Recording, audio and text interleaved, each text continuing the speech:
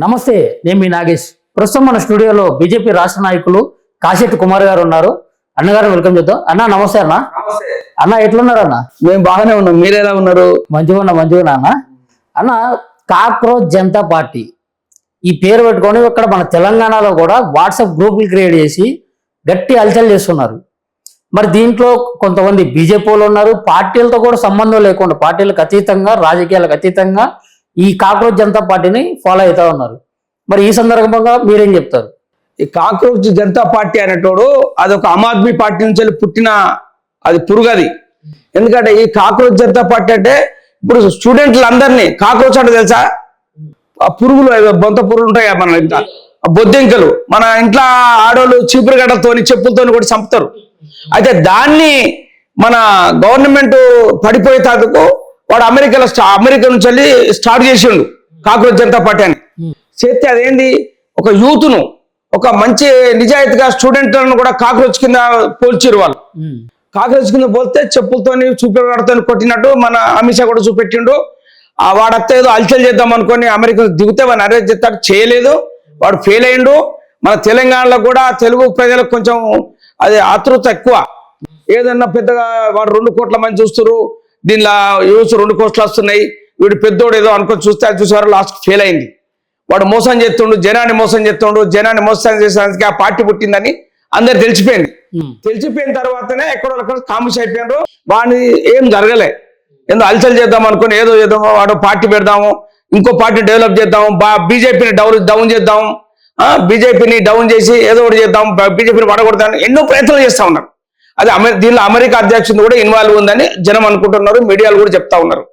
అంటే అందుకే అది ఎవరు ఎక్కడ దీని గురించి ఇప్పుడు కాక్రోచ్ జనతా పార్టీ ఏం చేస్తుంది, ఎవరిని మోసం చేస్తున్నారు, దాంతో వానికి ఎన్నో వ్యూస్ వచ్చినాయి, దానికి కోట్ల రూపాయలు వస్తాయట. దీనిలో అది 2 లక్షలు 3 కోట్లు 4 కోట్లు వస్తే డబ్బులు కూడా వస్తాయట.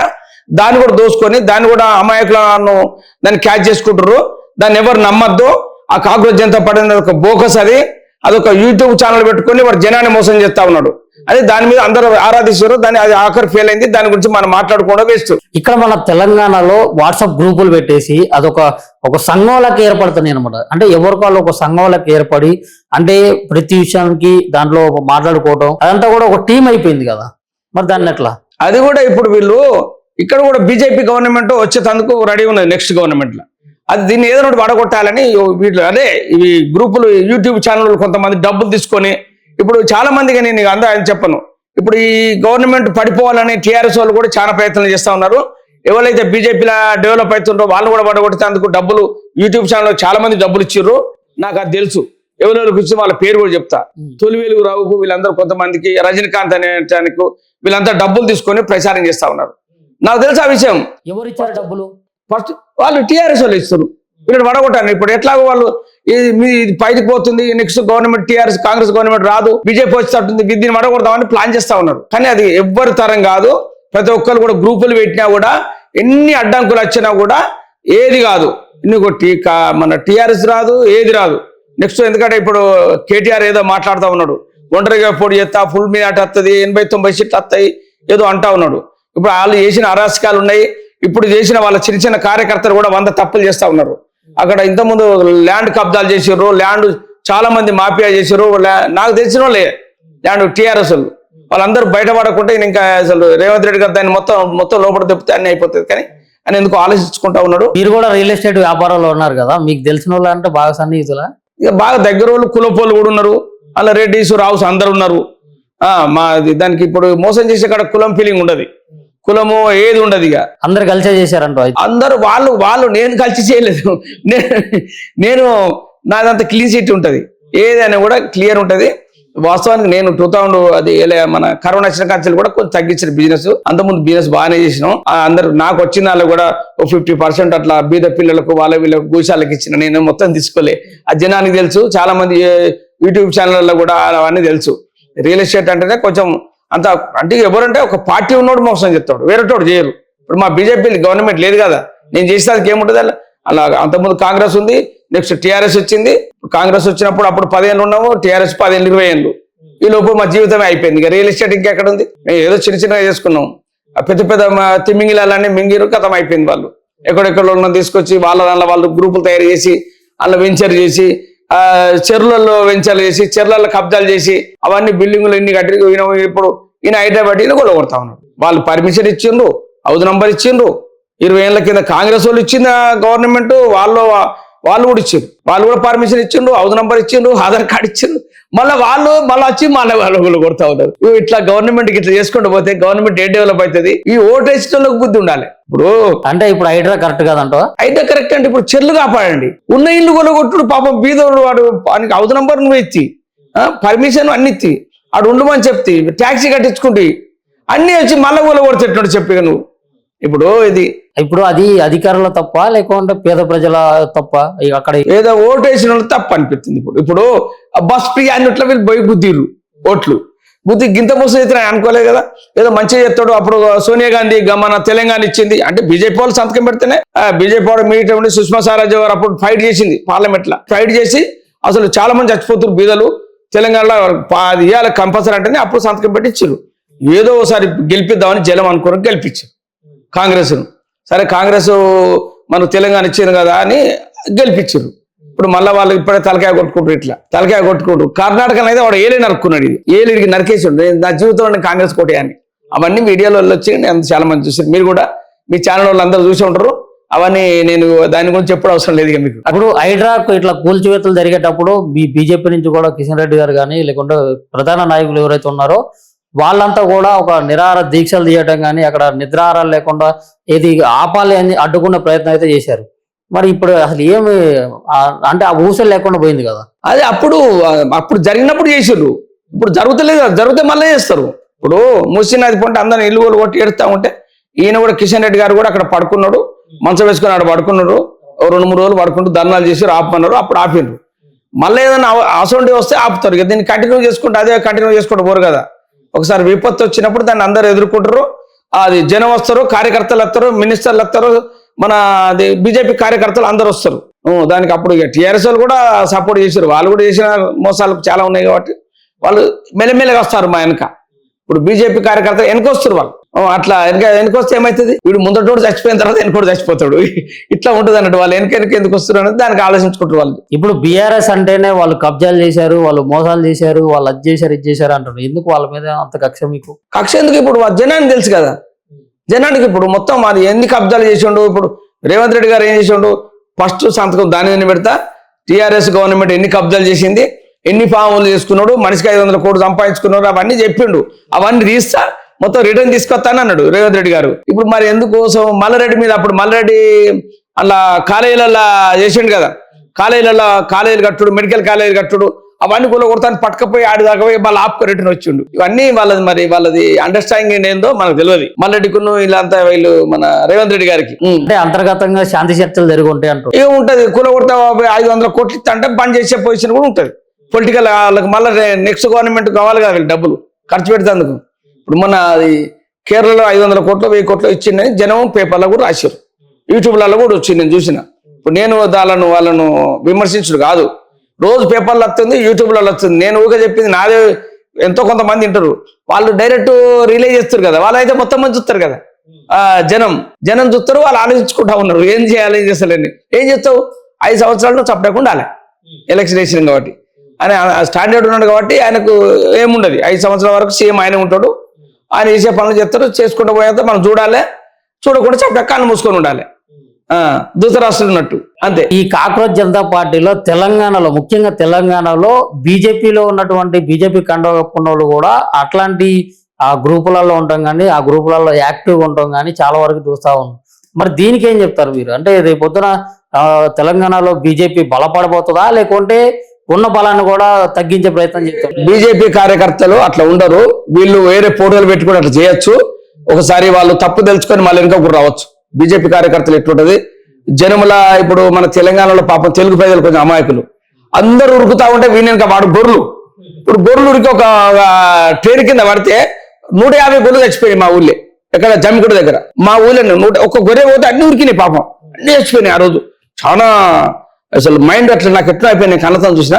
అదే మన ప్రజలు, తెలుగు ప్రజలు చేస్తా ఉన్నారు. చాలా మంది వేరే కాడ కూడా చేస్తా ఉన్నారు. కానీ ఒకసారి మానుకొని ప్రజలందరూ గమనించాలి ఏది తప్పు చేస్తుంది, ఎవరు తప్పు చేస్తున్నా అన్నది. అది గమనించిన రోజు మన దేశం డెవలప్ అవుతుంది. పక్క రాష్ట్రోడు పక్క దేశాలు మన దగ్గర రాడు. మనంతా ఆలోచించుకోవాలి. లేకపోతే అందరు జెండా పట్టుకొని 10 మంది జెండా పట్టుకొని ఉరకంగానే వెనక పోయి నిలబడు వీడు కూడా చేయకూడదు. అక్కడ కాంగ్రెస్ వాళ్ళు ఉండని, బీజేపీ వాళ్ళు ఉండని, కాంగ్రెస్ మీటింగ్ కట్టిన వాళ్ళు గట్టిగా మారితే వీళ్ళు కూడా పోయి సపోర్ట్ కొట్టుడు ఇది జరుగుతూ ఉన్నది. కొన్ని అటువంటి జరగకుండా చేయాలంటే బాగా ఆలోచించాలి. ఏదైనా చేసే ముందు. ఇప్పుడు నేను మనం ఎక్కడికైనా పోతున్నాం, బాగా ఆలోచించుకొని పోవాలి. ఆడికి పోయిన తర్వాత వీడికి ఎందుకు వచ్చినట్టే టైం వేస్ట్ కదా. అందుకే జీవితం కూడా ఇట్లనే వేస్ట్ అవుతుంది. పిల్లల యూత్ అంతా చెడిపోతా ఉన్నారు. దాన్ని ఒక ధ్యానం చేసుకొని తెలంగాణ ప్రజలు గొర్రెలు అంటారు ఇక డైరెక్ట్. అట్లా అంటే నేను అందరు ఉంటారు అట్లా, ఎవరో కొంతమంది ఉంటారు. ఇప్పుడు అందరు తెలివి వచ్చింది. యూట్యూబ్లలో ఉన్నది, సెల్ ఫోన్, ప్రతి ఒక్కరికి స్మార్ట్ ఫోన్ ఉంది. ఈవెన్ పని చేసే రోజు ఇళ్ళల్లో పని చేస్తారు కొంతమంది బీదలు, వాళ్ళు కూడా సెల్ ఫోన్ మన స్మార్ట్ ఫోన్ ఇట్లా అనుకుంటూ మాట్లాడుకుంటూ వస్తారు. వాళ్ళకి ఆన్ చేయని వాళ్ళు కూడా. అంటే అంత దూరం అయింది నాలెడ్జి. అప్పుడు కూడా గట్లా చేస్తా ఉంటాడు. చూడు ఇప్పుడు కాక్రోచ్ జనతా పార్టీ అంటే వాడు ఆమ్ ఆద్మీ పార్టీ వాడు, వాడు విదేశాల నుంచి వచ్చిండు, పాకిస్తాన్ సంబంధించినోడు, బంగ్లాదేశ్ సంబంధించిన తెలిసిపోయింది అందరికి. తెలిసిపోయినా కూడా మళ్ళా మంది పెట్టుకొని వీళ్ళు వాడిని ఫోటో పెట్టుకొని తిరుగుడు ఎంతవరకు న్యాయం? ఇప్పుడు అది చూసుకోండి. మన ఢిల్లీలో జంతర్ మంతర్ జరిగినప్పుడు ఒక టీవీ ఛానల్ ఆయన పెద్ద ఆమె ఇలా 5-6 వేల మంది కూడా రాలేదు సార్, ఇక్కడ అది ఉట్టిదే అయిపోయింది అని అన్నది. అంటే వాళ్ళు ఒక యూట్యూబ్ ఛానల్లో కూడా కొంతమంది కొన్ని నిజాయితీగా చూపెడతారు, కొంతమంది కొన్ని డబ్బులు తీసుకున్న వాళ్ళు అది అడ్డగోలుగా చూపెడతా ఉన్నారు. జనాన్ని తప్పుదో పట్టిస్తేందుకు అది వాళ్ళకి కలిసి ఇబ్బంది అవుతుంది. ముందుగా ఏదో ఒకటి చేస్తారు. మనం బిర్యానీ మంచుకుందని బాగా తింటాం అనుకో, మళ్ళీ అరిగేందుకు వేరే మంది తాగాలి కదా. అది అన్ని నడుస్తా ఉన్నాయి. ఒకసారి జనం ఒకసారి ఇరగబడ్డారంటే అందరు లైన్గా పోతారు. అంటే ప్రజలలో మార్పు వచ్చింది. ఆ మార్పు కాక్రోచ్ జనతా పార్టీ తీసుకొచ్చింది. ప్రజలు చైతన్యవంతులు అవుతున్నారు. యువత అంతా కూడా ఒక దారి కూడా పోతుంది. ఇప్పుడు రాబోయే రాజకీయాల్లో కూడా చాలా మార్పులు వచ్చే అవకాశం ఉంది అన్నట్లు కూడా చాలా పెద్ద ఎత్తున ప్రచారం చేస్తూ ఉన్నారు. కాక్రోచ్ జనతా పార్టీకి ఓటు వేయరు. వాళ్ళతో ఎవడు తప్పు చేసేది తెలిసిపోయింది. ఇప్పుడు కాక్రోచ్ దించేవాడు ఎంత తప్పులు చేస్తుంది, దాని వెనక ఎవడున్నాడు మొత్తం మంది తీసిరు. అబ్బా ఇట్లా ఇది ఇంత మోసం జరుగుతుందా అని యూత్కు జనానికి తెలిసిపోయింది. తెలిసిపోయి దానికి వాడు ఆమ్ ఆద్మీ పార్టీకి నెక్స్ట్ సీట్లు ఏం రావు, అదంతా ఉట్టిదే. ఇప్పుడు ఏదో వాళ్ళు ఏదో మీదికెళ్ళిపోయినట్టు నీడ చూసుకున్నట్టు ఉంటుంది. కానీ అది ఏమో అంటారు కాబట్టి పొద్దు తెల్లారితే నీడ పోద్దని, అదే జనం గట్టినే ఉంటుంది. ఆ వేరే పార్టీలతో రాదు. ఇంకా 2047 వరకు కూడా బీజేపీకి ఎవ్వరు టచ్ చేసే ఉండరు.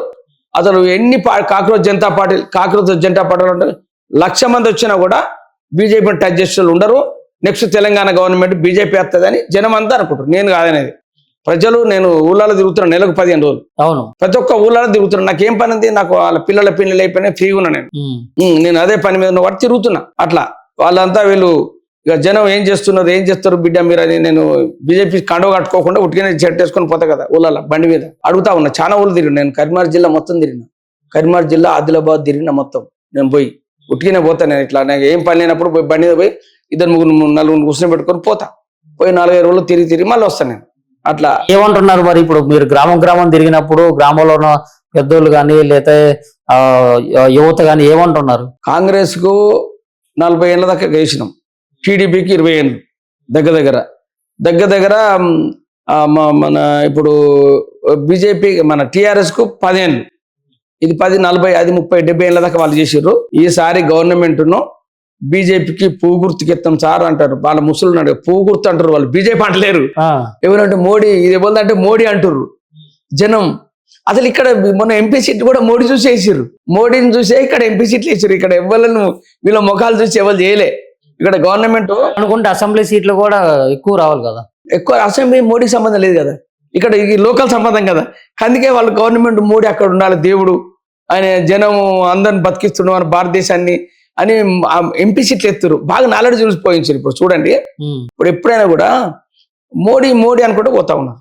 ఆయన నిజాయితీగా ఉన్నాడు, ₹1 కరప్షన్ లేదు, ఆయనకు పిల్లలు లేరు, వాళ్ళ అన్న బిడ్డలకు ఎవరికి ఇంత రూపాయలు, అందరూ నా ప్రజలు, నా 140 కోట్ల జనం, నా వాళ్ళు, నా బంధువులు, నా పిల్లలని చేస్తా ఉన్నాడు. అది ప్రతి ఒక్క దానిలో విదేశాలలో కూడా ప్రతి ఒక్కరు ఇక చూడండి మీరు ఒకసారి, ఈయన ఓగానే ఎట్లా జరుగుతుంది, అద్భుతంగా జరుగుతుంది. ఆయన నీరాజనం చేస్తా ఉన్నారు. ప్రతి ఒక్క అక్కడ రాష్ట్ర ఇప్పుడు మన ముస్లిం దేశాల కంట్రీలు కూడా మోడీ అని గవర్నమెంట్ ఇప్పుడు పాకిస్తాన్తో వాళ్ళు లేరు, మన భారతదేశంతోనే ఉన్నారు ముస్లిం కంట్రీస్ చాలా వరకు. ఎందుకంటే ఆయన నిజాయితీగా ఉన్నాడు. ఏమన్నైతే ఇప్పుడు సార్ ఆఫ్ఘనిస్తాన్లో అది అక్కడ వరదలు వచ్చి కొట్టుకపోతే మందులు ఇచ్చారు, రోగాలు వస్తే మందులు ఇచ్చినాం మనం ఫ్రీగా. ఇవన్నీ వాళ్ళు ఆలోచించుకుంటారు. ఒకసారి అన్నం తిన్నోడు ఇంకోసారి మర్చిపోడు. మనం కొంతమంది ఏదో దుర్మార్గులు దుస్తులు వాళ్ళు మర్చిపోతారు. ఒకసారి మోసం మనలో అన్నం పెట్టినా కూడా వాడిని మోసం చేసి ట్రై చేస్తారు ఇక్కడ. కానీ విదేశాలలో కొంతమంది అట్లా ఉండరు. ఇప్పుడు మనం భయపడతా ఉన్నాడు ఇప్పుడు ఏది ట్రంప్ కూడా మనం ఎన్ని చేసినా కూడా వాళ్ళంతా దుష్కపోతున్నారని. ఇట్లనే ఇంకో 10 years లో చూడు ప్రపంచంలో నంబర్ 1 అవుతుంది మన భారతదేశం. బాగా డెవలప్ అవుతుంది. ఈ డెవలప్మెంట్ తట్టుకోలేకనే మనల్ని మోసం చేద్దామని ఈ కాక్రోచ్ జనతా పార్టీ వాళ్ళంతా పుల్లలు పెట్టి ఛానల్ ఓపెన్ చేసి వీళ్ళు ఇటువంటి పుట్టించుకుంటా వస్తున్నాడు. ఎందుకంటే ఇటువంటి యూట్యూబ్ ఛానల్ ఊపించుకుంటా పోయి ఇప్పుడు అది ఇప్పుడు 2 కోట్లగా అయింది కదా, 2 కోట్లు అయిందా అది కాక్రోచ్ జనతా పార్టీ యూస్. ఇప్పుడు మళ్ళా 2-3 లక్షలకు వచ్చింది. అంటే చెప్తున్నా అది కంటిన్యూ అట్లా ఉండదు. ఎప్పుడైనా కూడా ఒక మనిషి నువ్వు తొందరగా డెవలప్ అయినట్టు దాని బాగా కిందికి వస్తాడు కంపల్సరీ 100%. ఇప్పుడు టీఆర్ఎస్ ఎట్లా చూసినావు కదా, వాడెంత వీడెంత తొక్కుంటూ అందరినీ బ్లాక్ మెయిల్ చేసుకుంటూ పోతే అందరు వెళ్తే అన్ని కథ అయిపోయింది. ఎవరికైనా కూడా ఒక టైము అట్లనే వస్తుంది. ఇప్పుడు మీరు అంటున్నారు దేశం అభివృద్ధి చెందుతుంది, ఎవరు ఎన్ని కుట్రలు పడినా కానీ మన దేశం మాత్రం ఒక ముందంజలో అభివృద్ధి దశలో అయితే పోతుందని చెప్పి అంటున్నారు. ఇక్కడ మెట్రో విస్తరణ విషయంలో కానీ ఈ రోడ్ల విషయంలో కానీ కొన్ని సందర్భాల్లో ఇక్కడ ఫండ్స్ వస్తలేవు. ఫండ్స్ ఇక్కడ మన తెలంగాణకి నరేంద్ర మోడీ ప్రభుత్వం నుంచి ఏవైతే నిధులు రావాలో ఆ నిధులు వస్తలేవు అని చెప్పేసి చర్చ జరుగుతూ ఉంది. ఇప్పుడు మీరు ఒకసారి గూగుల్లో కూడా చూసుకోండి. నేనేం చెప్పాను, బుక్కులు కూడా ఉన్నాయి, ప్రతి ఒక్కటి బుక్స్ ఉంటాయి. ఇవన్నీ ప్రింట్ చేసి జనానికి ఇస్తుండ్రు. భారతదేశంలో తెలంగాణలో ఏమేమి ఇచ్చినాం మనం దీనిలో మొత్తం ఉంటుంది లిస్టులో. నేను చదువుతా, టైం వేస్ట్ అయితే 2-3 గంటలు అవుతుంది. మీరు గూగుల్లో కూడా చూసుకోండి. మెట్రోకి ఎన్ని ఇచ్చిండు, కాలేజీలకు ఎన్ని ఇచ్చారు. మెట్రో విస్తరణ కోసం ముఖ్యమంత్రి లేఖ రాసి కూడా చాలా దాదాపు 2 నెలలు అవుతుంది. వాళ్ళు లేఖ రాసిండ్రు, వాళ్ళు కూడా ఫండ్స్ రిలీజ్ చేస్తుండ్రు. వాళ్ళు ఆల్రెడీ పోయిండ్రు, వీళ్ళు మాట్లాడినరు. మోడీ కూడా ఓకే డన్, నువ్వు ఏం చేస్తావు డెవలప్మెంట్ చేయి, నీ వెనక నేనున్నా, నీకు డెవలప్మెంట్కి ఎంతగా ఉన్నా అంత నేను ఇస్తా అన్నాడు. దాన్ని వీళ్ళు వక్రీకరించి రాసిరు. నాతో రా నేను డబ్బులు ఇస్తా అని వీళ్ళు రాసిరు. అది ఇప్పుడు నాతో పని చేయి, డెవలప్మెంట్ చేయి, తెలంగాణ డెవలప్మెంట్ చేసుకో, దానికి ఎంత ఖర్చు అయితే అంత నేను ఇస్తా, మన ప్రజలకు ఇలా అందరి మోసం చేయకుండా కలిసి పని చేద్దాం దాంతో పాటు కలిసి వచ్చేసి మొన్న హైదరాబాద్ వచ్చినప్పుడు నరేంద్ర మోడీ గారికి మన రేవంత్ రెడ్డి గారికి మంచి దోస్తన కుదిరిందంట. ఇది కూడా అంతర్గతంగా చర్చ జరుగుతుంది బీజేపీ చర్చ. అంటే ఇప్పుడు నాతో కలిసి పని చేసి బిజినెస్ చేద్దాం అంటాడు. బిజినెస్ లో మనం డెవలప్మెంట్ చేద్దాం తెలంగాణను. మీరు ఇట్లా మన కేసీఆర్ లెక్క బోడిగాడు అనుకుంటా నువ్వు వచ్చినప్పుడు కలవకుంటా అది పోతే మోడీ లెక్కనే, అది కేసీఆర్ లెక్కనే అవుతుంది. నువ్వు ఏం డెవలప్మెంట్ చేద్దాం దాన్ని ఫండ్స్ ఇస్తాను, నువ్వు డెవలప్మెంట్ చేసి చూపెట్టు. మన ఇద్దరం కలిసి డెవలప్మెంట్ చేద్దాం తెలంగాణ పెద్దగా చేద్దాం, గుజరాత్ కన్నా పెద్దగా మంచిగా డెవలప్మెంట్ చేద్దాం అని అన్నాడు. అలా గుజరాత్కి ఇచ్చినటువంటి నిధులు ఏవైతే ఉన్నాయో ఆ ఫండ్స్ మన తెలంగాణకి అదే విధంగా రిలీజ్ అవుతున్నాయా? చెప్పిండు కదా ఆల్రెడీ, గుజరాత్కి ఎంత ఇస్తున్నావు నీకు అంత ఇస్తా, తెలంగాణ డెవలప్మెంట్ చేయి అని అన్నాడు ఆయన. అయితే దాన్ని వీళ్ళు ఇప్పుడు జీర్ణించుకోలేకపోతున్నారు ఇక్కడ వీళ్ళు వేరే పార్టీ వాళ్ళు. ఇప్పుడు టీఆర్ఎస్ వాళ్ళు జీర్ణిస్తలేడు. ఈయన ఫండ్స్ ఇస్తుండు అంటే నువ్వు పోయి అప్పుడు ఆయన ఫ్లైట్ దిగుతుంటే ఇంట్లో పోయి పంటావు, ఇక్కడ మీటింగ్లకు వస్తే ఇంట్లో పోయి పంటావు, నువ్వు కలవకుండా. అంటే అహంకారం ఎంత దూరం తీసుకెళ్ళిందో ఆయనకి ఇప్పుడు అర్థమైంది. ఇప్పుడు పాములాడిన కూర్చుంటుండు కదా, అబ్బో ఇది నేను పెద్ద తప్పు చేసినా అని ఇప్పటికి కుమిలి చచ్చిపోతా ఉన్నాడు ఆయనకైనా. మాకు తెలుసుగా ఆడ పోయేటోళ్ళు వచ్చేటోళ్ళు చెప్తారు కదా, నేను అనవసరంగా పెద్ద తప్పు చేసిన, మోడీని నెగ్లిజెన్స్ చేసిన అని జనంతో అంటుండట. వాళ్ళు వచ్చి అలా పెద్దోళ్ళు ఆయనతో నాకు చెప్తారు. నాకు అంత లింక్ ఉంటుంది కదా మన కమ్యూనిటీలో కానీ, ఆ టీఆర్ఎస్లో కూడా నాకు చాలా మంది మిత్రులు ఉన్నారు, పెద్దోళ్ళు, చైర్మన్లు కానీ, ఎమ్మెల్యేలు కానీ, మినిస్టర్లు కానీ చాలా మంది ఉన్నారు. వాళ్ళ పేరు ఎందుకని వాళ్ళు చెప్తారు. ఇట్లా బాధపడుతున్నదా అంటే మరి ఇట్లా చేస్తే గట్టనే అవుతుంది. ఇప్పుడు ఎవరైనా కూడా అది ఒక మనిషిని ఎగ్జిలెన్స్, మనకన్నా పెద్దోళ్ళకు మనం రెస్పెక్ట్ ఇస్తాం. ఇప్పుడు ఒక ముసలాయన 80 ఏళ్ళ ముసలాయన అయితే మనం కుర్చీ ఇస్తాం కదా, అది కూడా ఇప్పుడు ప్రధానమంత్రికి ఎవరైనా అప్పుడు మన ఇందిరాగాంధీ ఉన్నప్పుడు అప్పుడు ఎన్టీ రామారావు పోయి అక్కడ ఎయిర్పోర్ట్లో నిలబడేది. అంటే ఆయన పార్టీ కాదు కదా, అని నిలబడి ఆయన రాగానే ఏదో వేసి వెళ్ళిపోయేది. అటువంటి పరిస్థితి టీఆర్ఎస్ దగ్గర. నెక్స్ట్ గవర్నమెంట్ 80 సీట్లు రాగానే వాళ్ళు ఎంత వీళ్ళెంత అన్నారు, టీఆర్ఎస్ కాంగ్రెస్ వాళ్ళందరూ వీళ్ళు కలుపుకున్నారు, అలా 100 సీట్లు అయినాయి, నాదేం చేస్తారు అనుకున్నాడు. అయితే జనము అసలు వాళ్ళ నాడి పెద్దగా ఉంటుంది. ఇప్పుడు కొంతమంది పేర్లు చెప్పగానే ఇప్పుడు మన ఈటల రాజేంద్ర గారు చూడండి, ఆయన గురించి చెప్పదు పాప. ఆయన 7 సార్లు ఎమ్మెల్యే అయ్యిండు, మన ఎంపీ అయ్యిండు, 2 దిక్కుల పోటీ చేసిండు ఎమ్మెల్యేగా. హెలికాప్టర్లు తిరిగారు. అక్కడ జనం ఏమనుకున్నారు తెలుసా, ఈయనకి ఎన్ని 100 కోట్లు ఉందో ఏం కథనో, హెలికాప్టర్ తిరుగుతున్నారు, ఇన్ని ఓడగొట్టాలని పాపం అక్కడ వాళ్ళు డిసైడ్ అయిపోయారు. దానికి నేనేం బాధ్యత కాదు అంటే చెప్తున్నా. ప్రజలు ఓటర్లు బాగా తెలియకల్లోళ్ళు, చాలా తెలియకల్లోళ్ళు. వాళ్ళు ఏం చెప్తారు, వీడు డబ్బు ఎక్కడి నుంచి వస్తుంది, వీడు ఎంత ఖర్చు పెడుతుండు. తెలంగాణ బీజేపీ వాళ్ళు కూడా చాలా తెలివికల్లోళ్ళు అంటగా. తెలంగాణ బీజేపీలు చాలా తెలివికల్లోళ్ళు అంటగా. తెలియకాలు అంటే ఇప్పుడు కార్యకర్తలు ఒక కార్యకర్తలు నడుతుందా, ఓటర్లు కావద్దా? కార్యకర్త తెలియకాలు ఉంటే ఓటర్లు వేయద్దా? ఓటర్లో కూడా నాలెడ్జ్ పెరుగుతా ఉన్నది కాబట్టి ఇప్పుడు మీరు వాళ్ళకన్నా మేధావులు అంట కదా. మీరు వాళ్ళకన్నా మేధావులు అంట కదా. అట్లా మేధావులు అంటే అందరికి ఉంటది కానీ బీజేపీలో కోవట్లు, అదే విధంగా కాంగ్రెస్ లో కోవట్లు పెట్టి ఇప్పుడు మన రాజ్యసభ సీట్ రాకుండా మీనాక్షి నటరాజన్ గారిని కూడా లేకుండా చేసినటువంటి ఈ కుట్ర కూడా బీజేపీ నుంచే జరిగింది. అట్లా లేదా తప్పది. అదే ఇవన్నీ ముచ్చట్లు వస్తే రావు కదా. బీజేపీ ఇప్పుడు బట్టగాల్చి మీద వేస్తారంటారు కదా, అది బట్టగాల్చి మీద. ఇప్పుడు ఏదో ఒకటి చేయాలి, వీళ్ళు మీడియా ముందు వీళ్ళంతా పోతున్నారు కదా, వీళ్ళు ఏదన్నా ఒకటి చేయాలి, ఎక్కడున్నో చేయాలి. వాళ్ళకు నాలెడ్జ్ పెద్దగా ఉంటుంది. వాళ్ళది 100 సంవత్సరాల చరిత్ర కదా కాంగ్రెస్ వాళ్ళది. వాళ్ళకు నాలెడ్జ్లా చాలా మంది ఉంటారు. కాకపోతే అలా నాలెడ్జ్ బాగా మంది ఉన్నోళ్ళు పబ్లిక్ను మోసం చేయకుండా కొంతమంది అందులో ఉన్నారు కదా, వాళ్ళంతా బీజేపీలో కదా. వాళ్ళు ఎంత మేధావులైనా కానీ బీజేపీ కోసం పని చేస్తున్నారు కదా.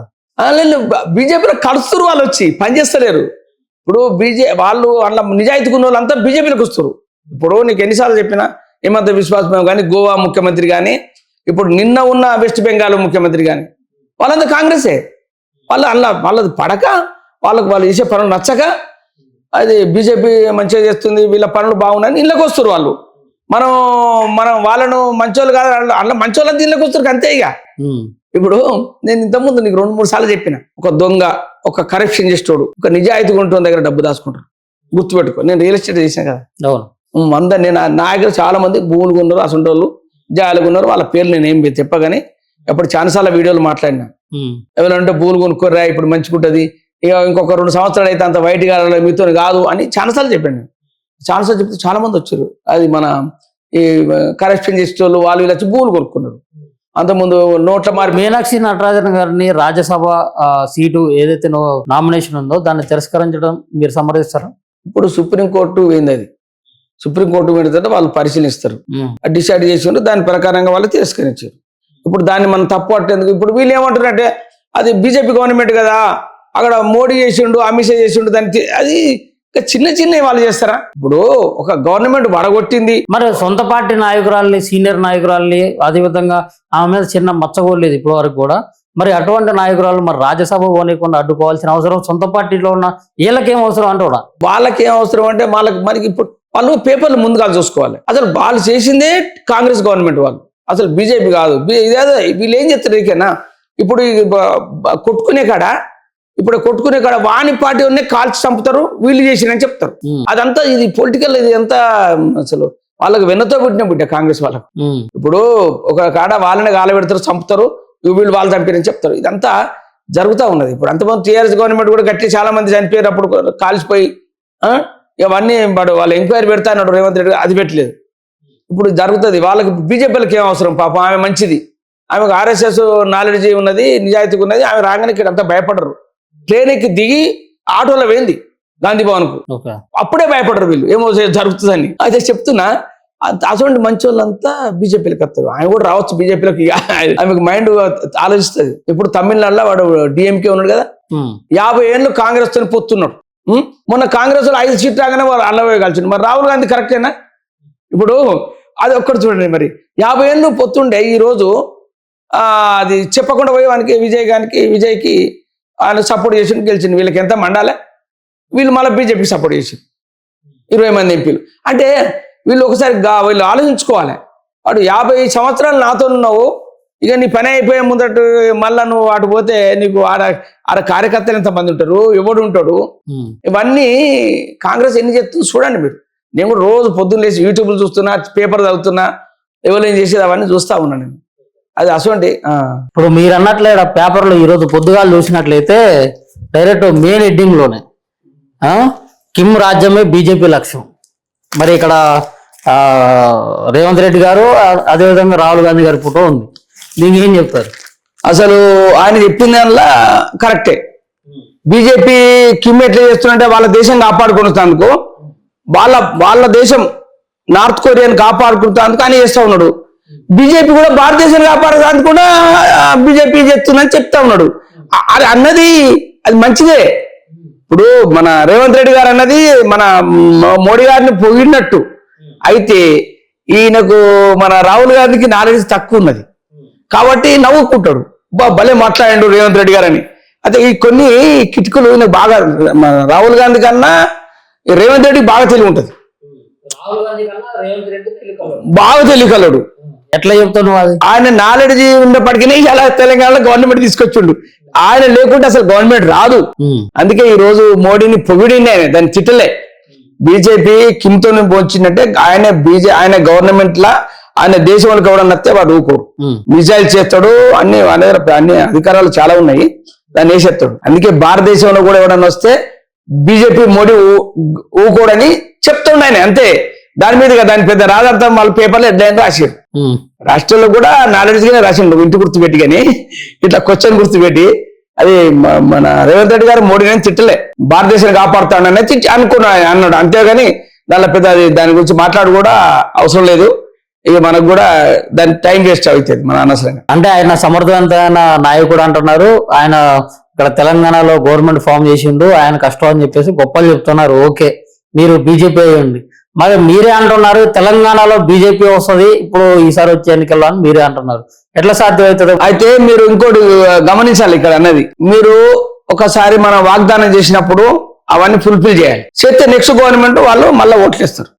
అది ఉన్నది. ఇప్పుడు టిఆర్ఎస్ ఫస్ట్ అన్నాడు, కొన్ని చేసిండు, ఇంకా కొన్ని 2-3 చేయలే, మళ్ళీ ఇంకోసారి చేస్తా అని మన కేసీఆర్ గారు జెండా పెట్టిండు, మొత్తం తిరిగిండు, మళ్ళా సెకండ్ టైం వేసారు.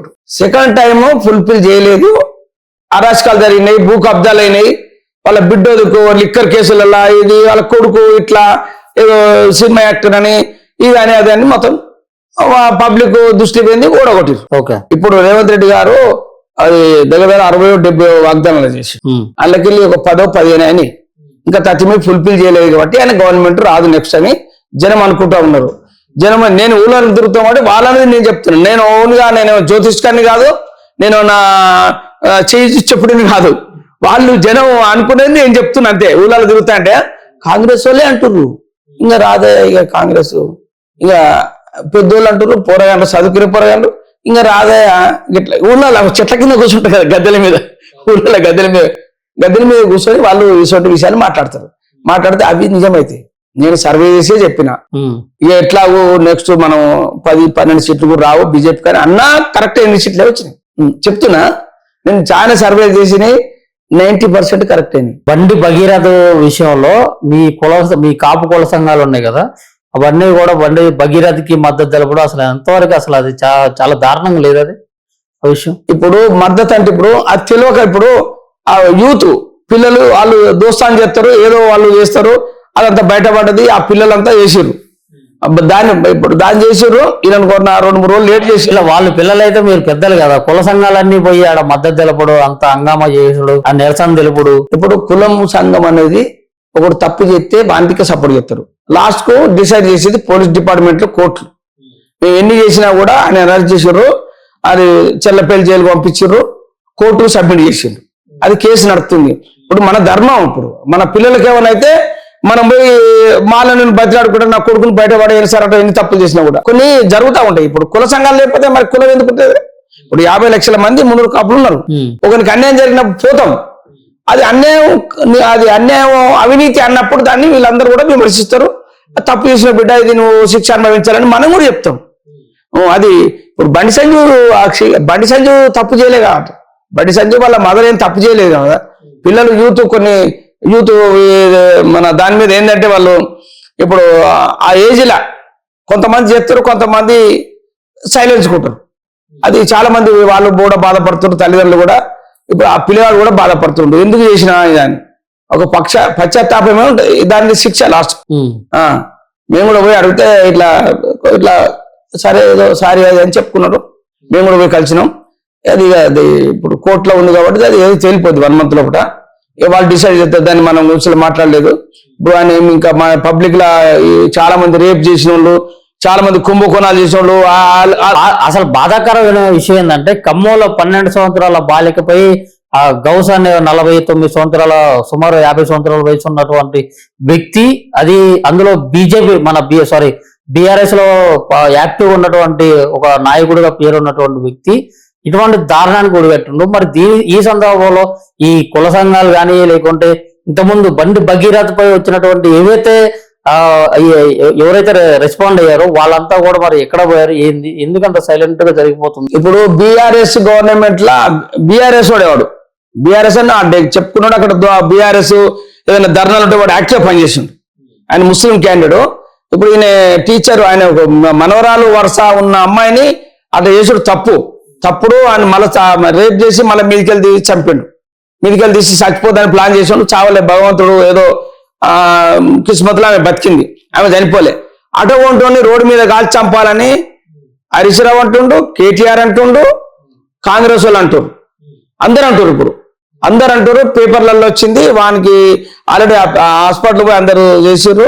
దాని మీద ధర్నా, వీళ్ళు ఎందుకు మరి కొంచెం ధర్నాలు బాగా చేయాలి అని బీసీనో ఎస్సీనో ఎస్టీనో మనకి ఇంతవరకు తెలియదు. ఆయన రజక సామాజిక అంటే బీసీలంతా కూడా ధర్నాలు చేస్తారు. చాలా మంది డిస్కస్ చేశారు. మన ఆర్కృష్ణ వీళ్ళందరూ మాట్లాడారు, మన శిక్ష పడాలని. ఆల్రెడీ ఓపెనే కదా. ఇప్పుడు సీసీ కెమెరాలని వాడు దూకింది ఆ అమ్మాయి కూడా చెప్తుంది, జడ్జి కూడా రికార్డు చేసిండు. ఆల్రెడీ వాళ్ళు ఉరిదిస్తారు కావచ్చు, బహుశా 100% ఉరిదిస్తారు. అటువంటి అప్పుడే కాల్చిన అటువంటి మీద కాల్చి చంపుతున్నారు, ఇవన్నీ ఉండేవి. ఇంకోటి భయం ముట్టి వాడు పనిచేయడు. వాడు ఏం అమ్మాయిని ముట్టుకోనన్నా కూడా, దొంగతనం చేయనన్నా కూడా. ఇప్పుడు విదేశాలలో దొంగతనం చేస్తే 2 చేతులు నరుకుతున్నాం. మేము ఉండగానే దుబాయ్లో ఒకసారి నడి రోడ్డు మీద కడిగి చేసారు. అయితే రేపు చేసిన కర్రలతోనూ అది బండ్లతో కొట్టి చంపి ఇట్లా రోడ్డు మీద నిలబడతారు. దాని మీద అటువంటి సెక్షన్ మన భారతదేశంలో తీసుకొస్తే ఉండదు. వీళ్ళు వద్ద అంటారు. ఇప్పుడు కాంగ్రెస్ వాళ్ళు ఆ సెక్షన్ అద్దు ఇది వద్దు, ట్రిపుల్ తలాక్ వద్దని అంటారు, 370 ఆర్టికల్ వద్దన్నారు. రైతు తీసుకొని ధర్నాలు చేయించారు. చాలా మంది నాశనం చేసారు పాపం రైతులు. అప్పుడు నేను దీని మీద చాలా మాట్లాడినా. అది మంచి రైతులకు మంచిది. రైతులు ఎక్కడ పడితే అక్కడ అమ్ముకోవచ్చు, ఎవరు పట్టుకోవచ్చు. దాన్ని ఒక సెక్షన్ తీసుకొస్తే దాన్ని ధర్నాలు చేయించి అన్ని చేసి ఇప్పుడు ఇవ్వాలి. మొత్తం లాస్ట్ కు మోడీ గారు నన్ను క్షమించండి అని చెప్పి దాన్ని తీసేసినాక ఇప్పుడు రైతులు బాధపడుతున్నారు. పంజాబ్ వాళ్ళు మేము తప్పు చేసినామని అంటే వాళ్ళకు ఒకసారి దెబ్బ తగిలితేనే వాళ్ళు దానికి అర్థమవుతుంది. అందుకే ఇప్పుడు మనం కాలం కోసం వేడి చేస్తున్నారు. ఈ రోజు మొన్న మమతా బెనర్జీ దగ్గర ఆర్జేకే హాస్పిటల్ అమ్మాయిని రేప్ చేసి చంపారు. ఒకసారి చూడండి, 1.5 year అవుతుంది. చప్పుడేగా కూర్చున్నారు బీజేపీ వాళ్ళు. అక్కడ కార్యకర్తలు రెగ్యులర్ దాకా చూసిన టైం ప్రకారం ఎలక్షన్ పెట్టి. అసలు కాంగ్రెస్ గవర్నమెంట్ అయితే అప్పుడే తీసేసి దాన్ని రాష్ట్రపతి పాలన పెడతారు. రాష్ట్రపతి పాలన ఎక్కడైనా పెట్టిన బీజేపీ గవర్నమెంట్ 12 సంవత్సరాల్లో రాష్ట్రపతి పాలన ఏ రాష్ట్రంలో పెట్టి వాళ్ళు చేసే తప్పులను చూసి దేవుడు శిక్షిస్తాడని లాస్ట్ కు మోడీ గారు ఆ టైం రాగానే ఎలక్షన్ పెడుతుండ్రు, గెలుస్తుండ్రు, మళ్ళీ వాళ్ళకు న్యాయం చేస్తా ఉన్నారు. ఇటువంటి అన్ని ప్రజలు ఆలోచించుకోవాలి. యూత్ అంతా ఏం చేస్తున్నారు, ఏం కథ. 13-14 ఏళ్ళు ఆగి తర్వాత ఎలక్షన్స్ వచ్చినాయి, పెట్టిరు, ఓడిపోయినారు, ఎలా శిక్ష అనుభవిస్తారు. ఒక్కొక్కరు ఉరికించుకొని కొడుతారు, కోడి కొడుతారు, చెప్పులతో, రాళ్లతో. తప్పు చేసిన వాళ్ళను అంటే ఇప్పుడు వీళ్ళ బలం పెరిగింది కదా, బాగా కక్ష కొద్ది ఉన్నారు. ఒక్కొక్కరిని నడి రోడ్డు మీద గెలిచిన ఎమ్మెల్యేలు కూడా కొడుతారు. కొట్టి భయానికి ఇప్పుడు వాళ్ళు ఉన్న కొంతమంది వీళ్ళు ఇప్పుడు 60 మంది ఉన్నారు కదా ఎమ్మెల్యేలు, వాళ్ళంతా ఒక పార్టీ పెట్టి ఇది నాదే అని మళ్ళీ ఓడిపోతారు. అది ఎంత దిగజారిపోయింది చూడండి. ఇప్పుడు బీజేపీ 20 మంది ఎంపీలు కూడా ఇది అద్దు, మాకు ఇవతో నాకు అవసరం లేదు అని రిజైన్ చేసి మళ్ళా వాళ్ళంతా మాది వేరే పార్టీ, ఈ గుర్తు మాదే అని వాళ్ళు డిక్లేర్ చేశారు. ఆల్రెడీ రాష్ట్రపతి కూడా పెట్టారు. వాళ్ళు కూడా మరి ఎక్కడ వస్తో తెలియాలి, అది వాళ్ళు ఎవరి దిక్కుపోతే తెలియాలి. ప్రతిరోజు కూడా మన దేశంలో ఏదో ఒక మూల పోక్సో కేసులు అనేది నమోదవుతా ఉన్నాయి. మరి రాజకీయ నాయకుల పిల్లలు కానీ లేకుంటే రాజకీయంలో ఉండి ఇట్లా ప్రజల్ని చైతన్యపరచాల్సిన వ్యక్తులే ఇట్లా బాలికల పైన అఘాయిత్యం కానీ లేకుండా మహిళల పైన దాడులు చేయడం కానీ ఇవన్నీ జరుగుతా ఉన్నాయి. ఈ సందర్భంగా ఇది ఇప్పుడు బీజేపీ గవర్నమెంట్ లా ఒక 1-2% జరుగుతుంది. ఇక్కడ మన అనర్థం లేదు, ఎందుకంటే పేపర్లు ఇస్తారు, మీడియాలు ఇస్తారు కదా, అది జరుగుతుంది 1-2%. ఒక బీజేపీ గవర్నమెంట్ లో 1-2%. అది కాంగ్రెస్ వల్ల 60-70% కూడా జరిగింది. దాన్ని కూడా అప్పుడు పేపర్ రాశారు, మీడియాలో వచ్చారు.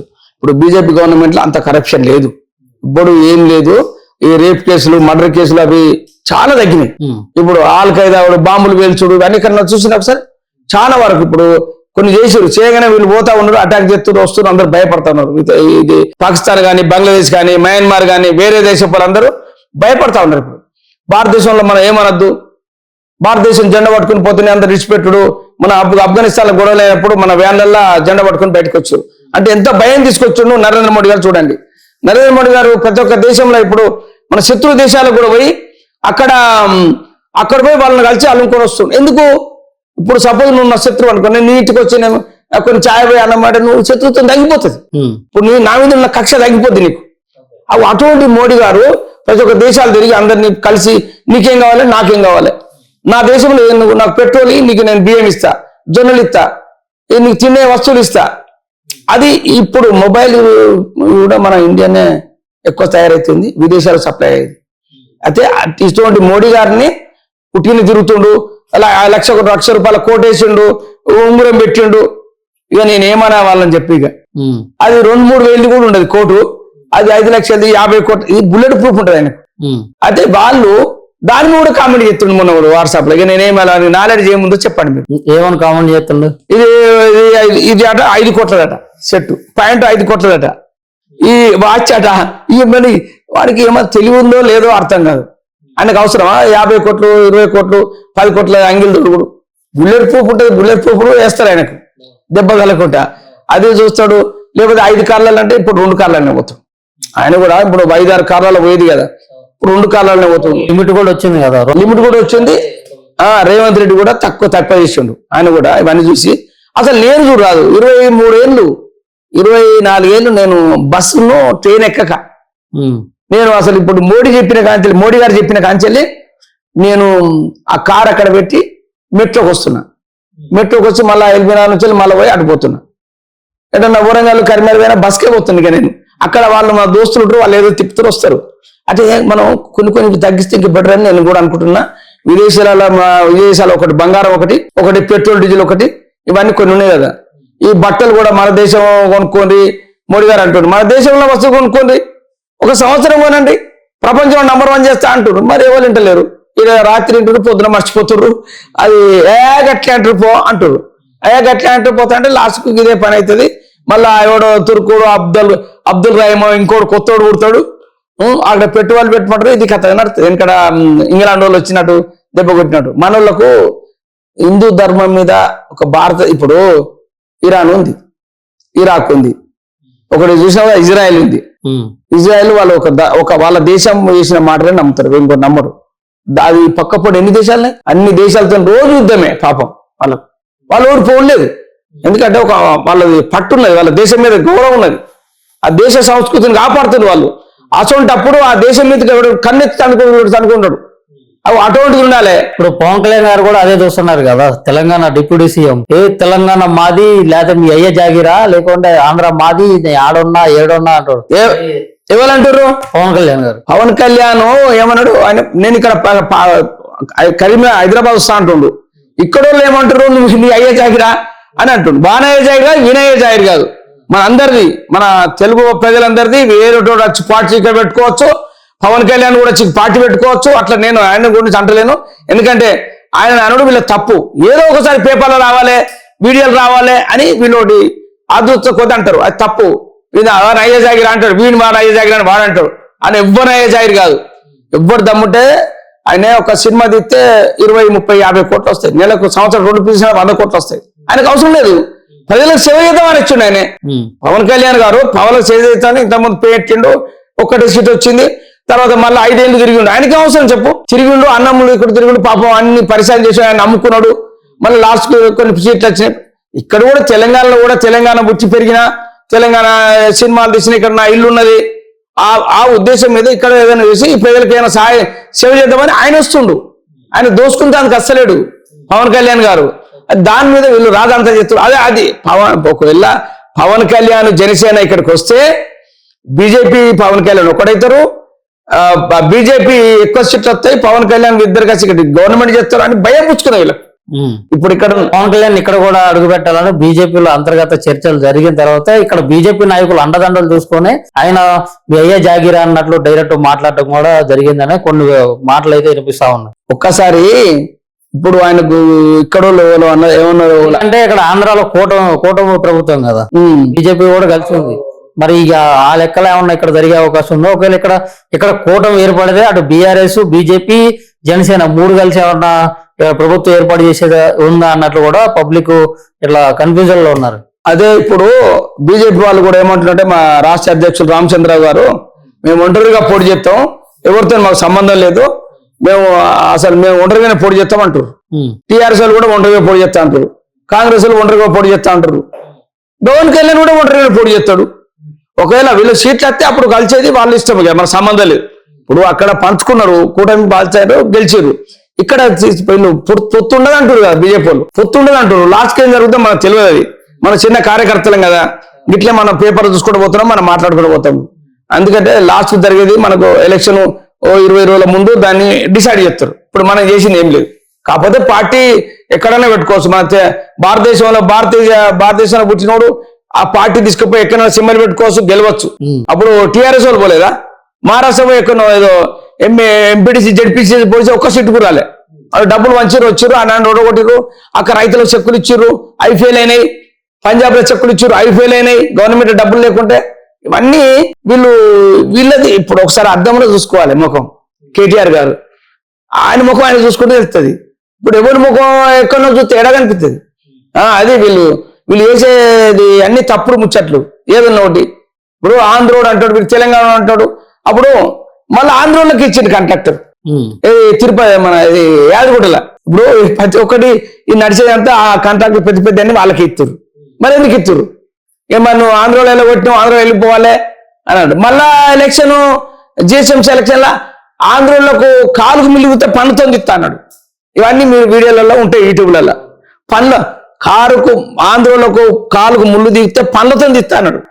ఓసారి చెప్పులతో కొట్టారా ఉడికించుకొట్టుమని ఒకసారి అంటాడు తెలంగాణ అప్పుడు తెలంగాణ ఆంధ్రోళ్ళను. ఇది ఏంటి అసలు? మనిషిలా వీళ్ళు ఏమన్నా అన్నం తింటుర్రా? అదే నోటితో 2 సార్లు మాట్లాడితే ఏం ఉంటుంది అందులో? ఇవన్నీ జనం ఆలోచించుకునే ఒడగొట్టారు. సరే అన్న, ఇప్పుడు తెలంగాణ ప్రజలకి ఫైనల్ ఏం చెప్పాలనుకుంటున్నారు మీరు? తెలంగాణ ప్రజలకు అందరికీ దయచేసి మీరు ఒక నీతి నిజాయితీ ఉన్న పార్టీ కోటేయండి.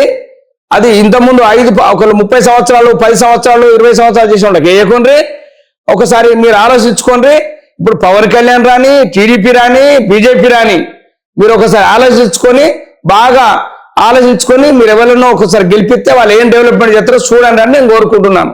ఓకేనా, థ్యాంక్ యూ సో మచ్. జై హింద్ గారు. ఆమె కూడా పార్టీ పెడతా అంటున్నారు కదా, పార్టీ పెట్టింది, ఆ సింబల్ రాలేదు, టిఆర్ఎస్ అని పెట్టింది. టిఆర్ఎస్ గవర్నమెంట్ లో పోయి ఆమె ఏం చేయలేదు. అసలు వాళ్ళ నానున్నప్పుడే ఆమె దోసుకున్నది కాబట్టి ఆ డబ్బులు సంపాదించుకున్నది. 200-500 కోట్లు వచ్చినట్టున్నది. దాని మీద ఆమె పోటీ చేస్తే కాబట్టి ఒక సీటు కూడా ఆమెకు రాదు. అసలు ఆమె తిరిగితే జనంలో తిరిగితే అక్కడ ఉన్న కార్యకర్తలకు వాళ్ళు పెట్రోల్ డీజిల్కి ఏదో జరుగుతూ ఉన్నది. అంతేకాని ఆమె పోటీ చేస్తే వచ్చేది ఏం లేదు. ఇప్పుడు ఆమె చరిత్ర ముందుగా తీసుకోవాలి. 2004 కన్నా ముందుగా ఏం జరిగాయి, ఆమెకి ఏమున్నాయి ఆస్తులు, ఇప్పుడే ఉన్నాయి ఆస్తులు ఒకసారి చూసుకొని మీరు కూడా ఓటేస్తూ జాగ్రత్త ఉండాలి. మీరు జరగనియండి, కార్యకర్తలు పోండి, తిరగండి. మీకు రోజు దాని పెట్రోల్ డీజిల్కి కార్యకర్తలు కూడా మంచిగా ఉంటుంది. ఆ తిరగండి, దాని గురించి అవసరం లేదు. కానీ ఆమె ఇక్కడ ఏం లేదు. ఆ లిక్కర్లో అవన్నీ ఆమెకు తెలిసింది కాబట్టి జనానికి పేపర్లు వచ్చింది, ఆమె జైలుకి పోయింది, వచ్చింది, కేసులు నడుస్తూ ఉన్నాయి, ఇంకా ఇవన్నీ జరుగుతూ ఉన్నాయి. కాబట్టి ఆమె అందరిలో ఆమె ఒక బోడిలింగం కాబట్టి ఆమెకి ఏమో అది సీట్లు ఏం రావు, ఓటర్లు ఇవ్వలేరు. జై హింద్, జై గోమాత, భారత్ మాతాకు జై.